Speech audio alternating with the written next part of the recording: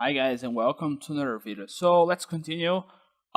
This video I'm gonna talk about how to pass objects through functions. Okay, so let's start with a simple function. I'm gonna call it definition def function, and I'm gonna call it print object. Okay, so print object, print name actually, print.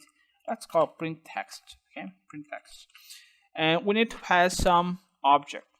So I need to pass some object and I can declare or create a string right here. I'm gonna call it name.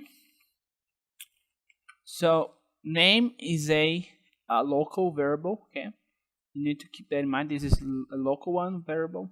I'm gonna start the scope of the function, and to finish I'm gonna call the print function, which is a built-in function of Python, and I'm gonna pass this object. So it is going to be a mirror to the print function basically. Okay, so print text is basically the same print function. Okay, so if I do print, let's create a string. Okay, so let me see, text will be equal, this is a text. Okay, so I have this variable called text. Okay, as you guys can see, and if I call or type print text, I get this, and if I type print underline text text,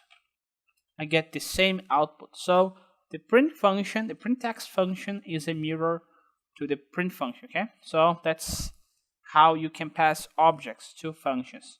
So thanks for watching this video, and see you guys next time.